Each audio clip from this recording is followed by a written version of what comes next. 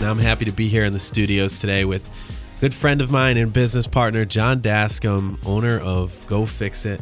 Thanks for coming back, Jon. Oh, Emilio, love being here with you, my friend. Yeah, it's good to be back. Thank you. Awesome having you here. And we're talking about the Go Fixx It homeowners tips to surviving through the winter.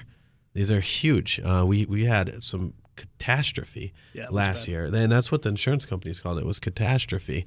Where people just, all these insurance claims that came through, actually they called it an act of God, because thousands and thousands of dollars in damages with, people's gutters freezing up, gutter dams, right? Yeah. And roof problems and leaks. I mean, craziness. Yeah, we're still helping clients today with, roof leaks and ceiling leaks, if you will, in the house. It's amazing. Some of these homes, it was like turning a faucet on in their basement and through their walls. It was just incredible. Yeah. Oh, yeah. North Smithfield, I mean, up north over there in Rhode Island, they got hit so hard.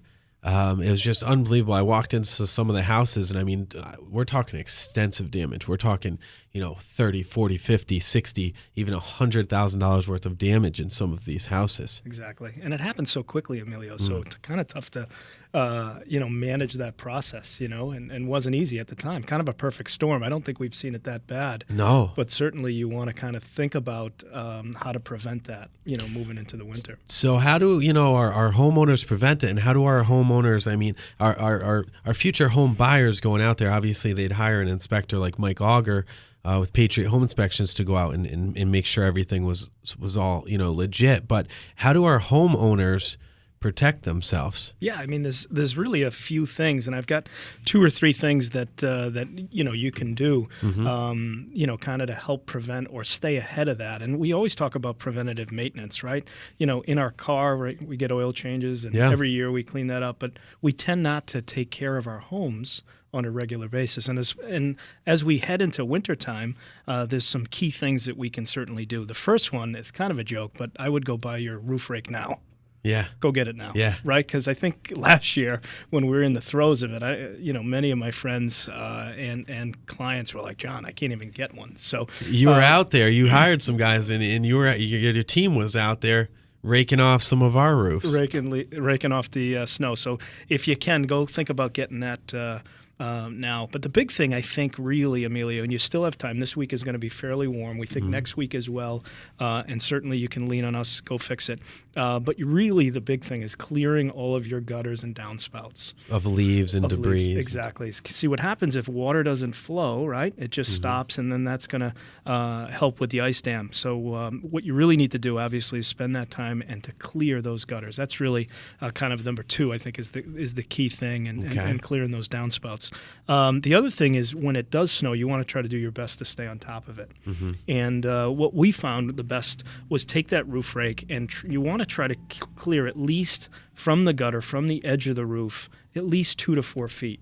Okay. So as snow accumulates, what you want to do is get up there and try to clear at least that portion of the snow off that roof. Because what happens in an ice dam is obviously as the snow builds up, it kind of is a little bit of an insulator.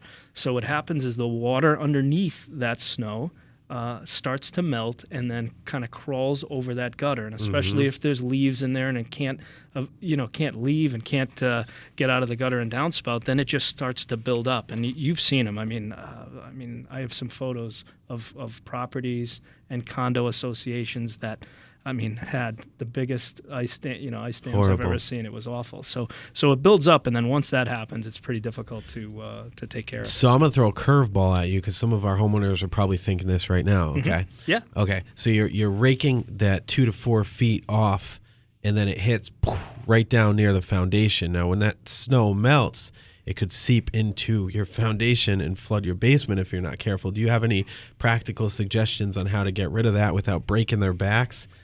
Yeah, call Go Fixx It. Yeah, there you go.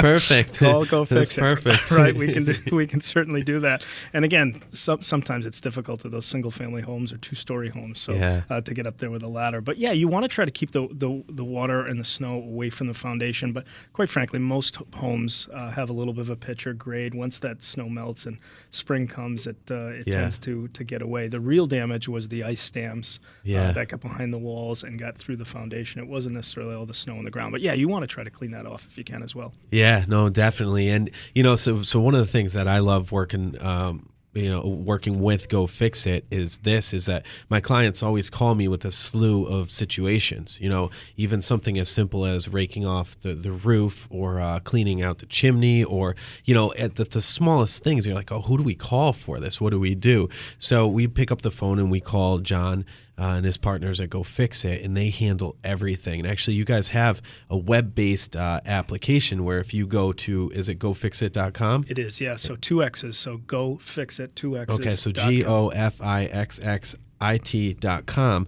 So if you go there and if you just type in exactly what you're looking for, there's an area to do that. Somebody's going to contact you right away. And another thing, too, that I got to give you kudos for is not only do you show up, right? Mm-hmm. But you have a scope of work. You have, I guess, a 5-step process that you spoke about in some of our other shows, but you've got a scope of work, and before a quote is even given, you're able to to have an itemized list. Correct me if I'm wrong. Yeah, no, absolutely. Of exactly what you're going to do for the clients, so that they know exactly what they're getting priced on. Yeah, absolutely. And we think that's honestly, it's number 2 step in our 5-step process, but we think it's the most powerful piece of really information that you can have, because what I find is most contractors really don't write anything down. Yeah. So honestly, when you're getting a price, what does it mean? It's probably as good as on a napkin. And you talked about some of the quotes that you get out there, right? Or I mean, they're literally horrible. So that scope of work is absolutely critical, and we detail and line item everything that the client asks us to do work on. We actually send it to them. We're all automated. We do it online. It's kind of neat. Yeah. And we don't move forward, like you talked about, Emilio, to the pricing phase until we get our clients to sign off on that scope of work to make sure that we're doing and going to price what they've asked us to do. Yeah, totally. And you've got licensed, insured, and bonded people, working on your house. I mean, that's huge, because anything can happen when you're, messing around behind the walls with electricity, with plumbing, on your roof. So that's important. And we really handle everything, Emilio, right? I mean, obviously you've used us for a myriad of things, but really anything that's related to construction. So yes, we can help and support the roof rake situation, right? We can help the ice dam situation. We can help with new windows. We can help with siding issues. A lot of times heading into winter, you want to think about weather stripping, on your front door and rear doors, any extra doors that you have. You want to take and look at that. You want to clean your gutters? We can do that. You want to do painting? We can do that. Electrical, plumbing, hardwood floor. The whole thing. The whole gamut. And I didn't mean to interrupt you. I'm sorry. I wanted to tell our listeners, actually, I have Jon that actually just put together a scope of work for my property that I'm buying, from everything from ripping out the kitchen to putting new cabinets in, all the plumbing that goes with it, the flooring, the electrical, the paint. I mean, the whole thing, the whole shebang. Go Fixx It is quoting me on. And that's cool, because what I can do when I get that scope is I can decide what I want to keep, what I want to throw out, because obviously I've got a budget in mind that I want to stick with. So that's very helpful. Good. Very, very helpful. Yeah, it makes it easy. And you can pick and choose, and that's what's great about us. We can do one item, or we can do a bunch of items. And, obviously we talked to Mike a little bit earlier in the inspection report. I'm sure you see that. You're very forward-thinking, Emilio.